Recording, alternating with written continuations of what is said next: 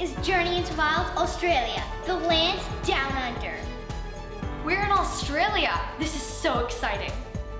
Wait till you see the kangaroos, wallabies, and koalas. Australia is one of the most beautiful places I've ever seen. It's such a dream to be here. Finally, Australia! This is Journey into Wild Australia, the land down under. G'day, mate. Welcome to Oz. Australia is a huge country. It's nearly the same size as the continental United States. From Sydney to Perth is about the same distance as it is from New York to LA.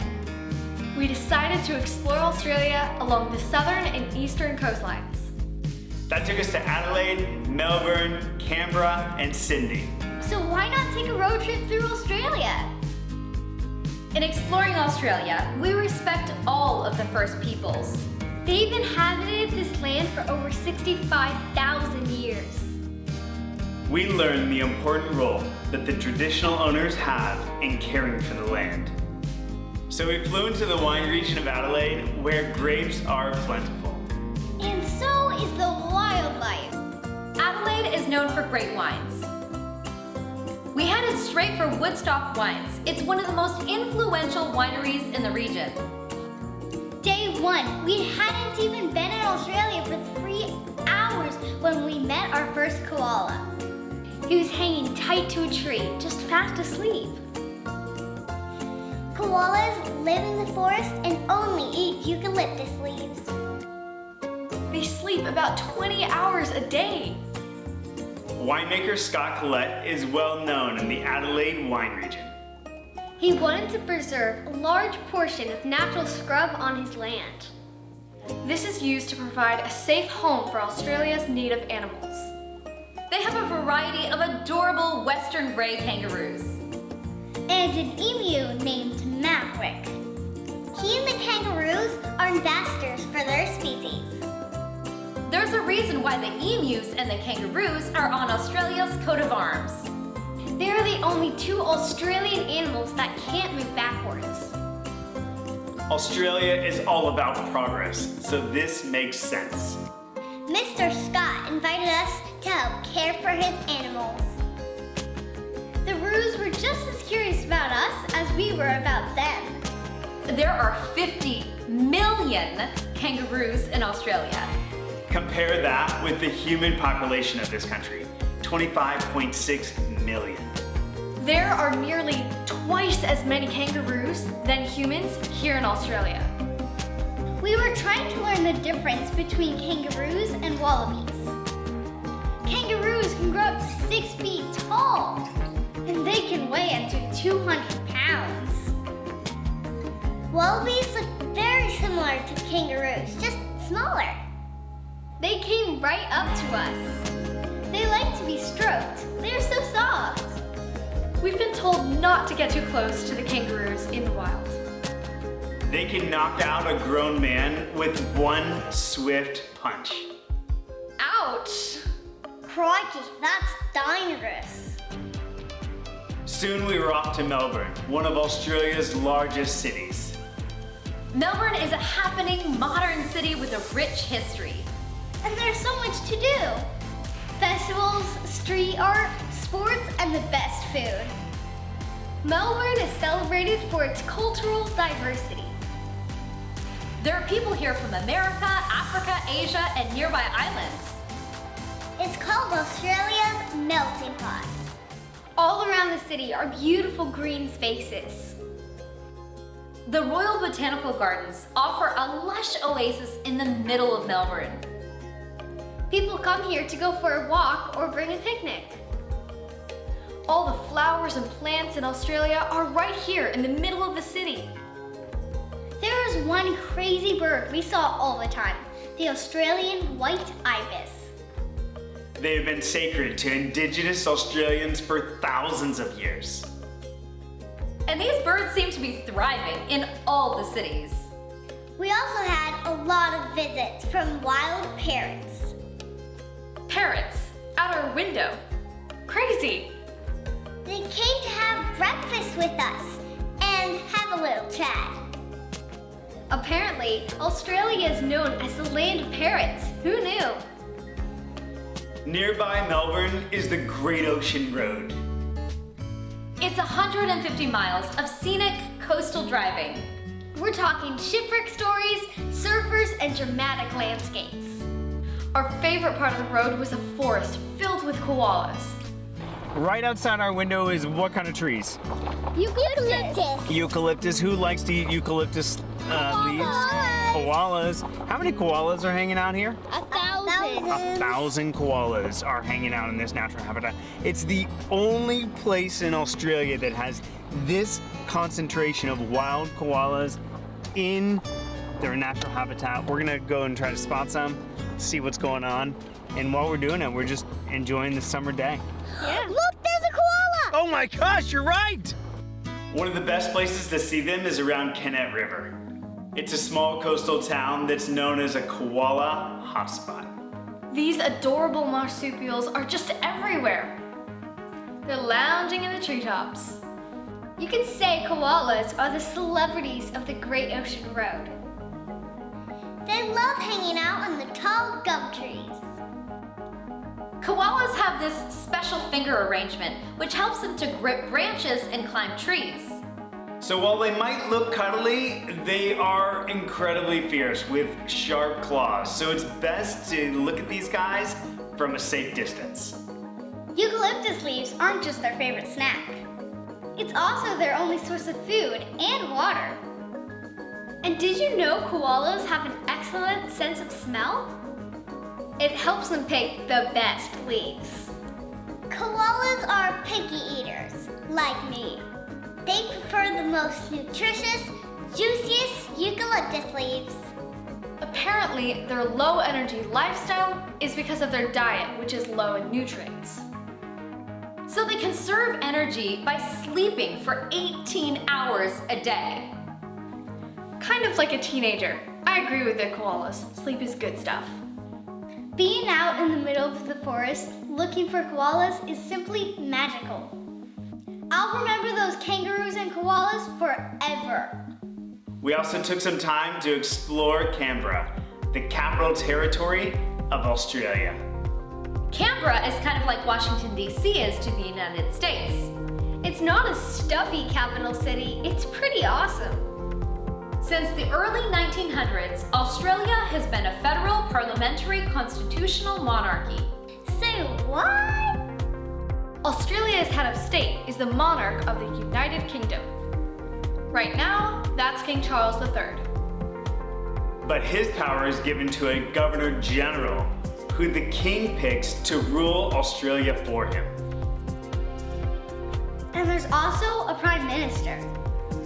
Over at the Australian Parliament is the House of Representatives and the Senate. It's where all the big decisions are made. Australians are very involved in their democratic process. Voting is required for all citizens over 18.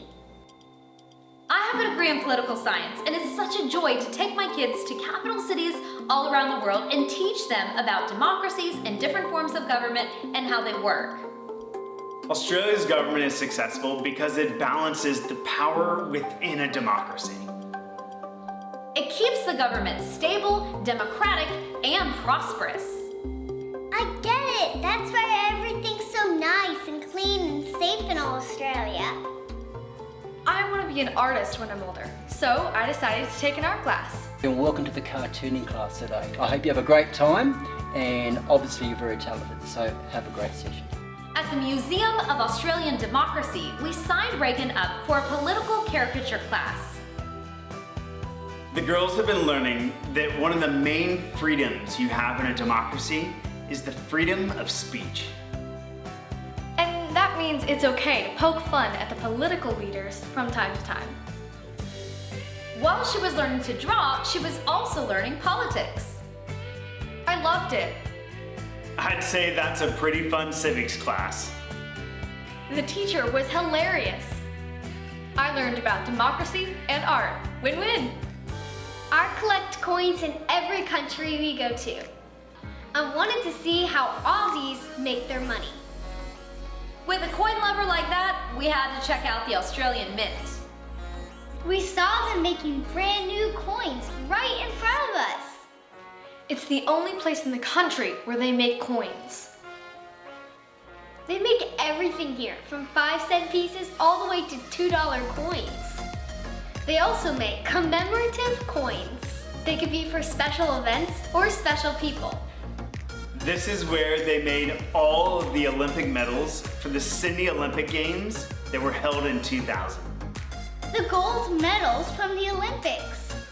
I love the Olympics. I have to say, I was super impressed by the sustainability measures taken by the Mint. They take great effort to reduce environmental impact by recycling metals and using energy-efficient processes. Go Australia! As we moved around the country, people kept saying we had to check out the National Gallery of Australia. They have a huge collection of Indigenous art.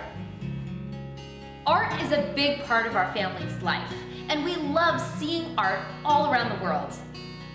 The Indigenous people are the ones who are here first. Our favorite exhibit was by an artist named Emily. I couldn't believe all the patterns. These ladies in Central Australia learned the art of batik to support themselves. Their art is beautiful. Some use tiny dots to make pictures, and others use big, bold strokes. Their art tells stories. They show important ceremonies from their culture. People all over the world love and appreciate their work. We also saw the Indigenous people's painted sticks. They're called pukumani poles or burial poles. They are tall wooden poles that are decorated with colorful designs. These poles are made to honor people who have passed away. Geoscience Australia is the national geoscience agency. This place provides geoscientific information to support the country's well-being. I think I might want to be a gemologist or geologist later in life. The scientists here create maps of Australia. These geological maps are important. They tell the story of Australia's rocks, minerals, and resources. Some of the rocks in Australia are among the oldest in the world. They date back over 3.5 billion years. They also monitor natural disasters like tsunamis, earthquakes, and floods. They give warnings so people can get to safety quickly. Australia is home to unique geological features. You might have heard of the famous Irish Rock or the Olgas in the Northern Territory. Australia is rich in natural resources like gold, iron ore, uranium, coal, and other valuable resources. Australia is also known for its opals. The Great Barrier Reef in the eastern part of Australia is a massive structure. It was built by coral polyps over millions of years. The history of our world is in rocks, minerals, and coral reefs. We took the kids to hike at Tidbinbilla Nature Reserve. This reserve is home to many native Australian animals. They're living here in diverse habitats. Wetlands, grasslands, wet and dry forests, and woodlands. And can you guess what we saw? So many kangaroos and a few sleepy koalas. I was in heaven. Both are marsupials, which means they carry their babies in pouches. Their babies are called joeys, and they just love being carried around. Kangaroos can hop at speeds of up to 35 miles an hour. And they can leap over 10 feet in a single bound. Kangaroos are built for hopping across open plains. It's hard to believe that joey can fit into its mother's pouch. They look way too big. Wild kangaroos all around me. It's so cool that this is normal in Australia to see these awesome animals in the wild. Nearby the nature reserve, we came across something extra special. A NASA Deep Space Complex. There's only a few of these anywhere in the world. They have giant antennas that talk to spacecraft out in space. They communicate with probes exploring far beyond our solar system. Some of the antennas are as big as a football field.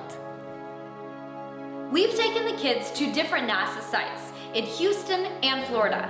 When the Apollo 11 mission first landed on the moon and Neil Armstrong stepped off the ladder, those images were transmitted right through this complex. This is such a cool piece of history. These antennas are communicating with robots on other planets. It's all happening right here. This is amazing. We finally got to my favorite city, Sydney. Sydney is home to famous beaches. They're perfect for swimming, surfing, and sunbathing. People love to kayak on the water. Australia was first settled as an island of British prisoners. Convicts were first transported to Australia to provide labor for this new colony. The prisoners slept in hammocks in tight quarters. This was not a fun place to be. Eventually, that whole thing ended, but the country was already being settled by European colonists. We love classical music, opera, and ballet, and there's few places that are more special or iconic than the Sydney Opera House. As a guy who's into great architecture, this place is fascinating. It's known for its unique sail-like design. This is a symbol of Australia, and it's one of the most famous and recognizable buildings in the world. There are over 1 million tiles on the roof. Is it a shell or a sail? I was so excited I even kissed the Opera House. Inside those sails are concert halls, theaters, and performance venues. Inside each sail is a different theater. Can you imagine? We had to go listen to an opera in it. Opera is so beautiful. Hearing arias sung in a space like this was incredible. Listen to those voices. Nothing like it in the world.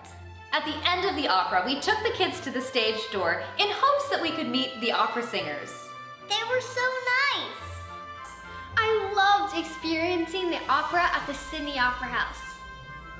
In 2000, the city of Sydney hosted the Olympics. The Sydney Olympics featured 28 sports and 300 events. There were over 10,000 athletes from 199 national Olympic committees who participated together in the games. Today, you can still try out some of the sports in the same place where the medalists competed. We watched some people practice in the archery field. It looks like a fun sport. But gosh, it takes a lot of practice. Olympic archers use special bows and arrows that are designed for speed and distance. Archery takes a lot of focus and attention. Athletes need to stay calm under pressure and block out distractions. Archers aim to hit the bullseye as close as possible to score the most points. Lucky for us, it was Australia Day in Australia. This is a celebration of Australia's history. So there are citizenship ceremonies, community barbecues, concerts, and fireworks. On Australia Day, we went down to the Sydney Harbour to celebrate with hundreds of thousands of Australians. What a party! Fighter jets did mind-bending tricks in the sky.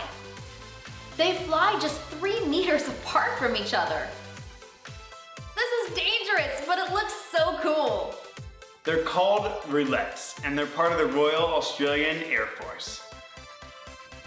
Boats and jet skis did choreographed dances on the sea. We saw jugglers, stilt walkers, and DJs. They're so cool. activities for kids, even a silent disco. As the evening started, a full concert was happening on an outdoor stage in front of the Sydney Opera House. I mean, does it get any better than this? What fun! There were light projections on the Opera House, each with their own story to tell. It's free for everyone, and it was such a beautiful atmosphere to experience. Fireworks! I love it. Happy Australia Day! What a way to close out a wonderful experience in Australia. Australia with kids was such a fun experience. The rocks and coins, amazing. I love the Opera House. Australia Day was my favorite experience. In Australia, there's so much to see. We just have to come back again. We can definitely recommend enjoying Australia as a family. This is Journey into Wild Australia, the land down under.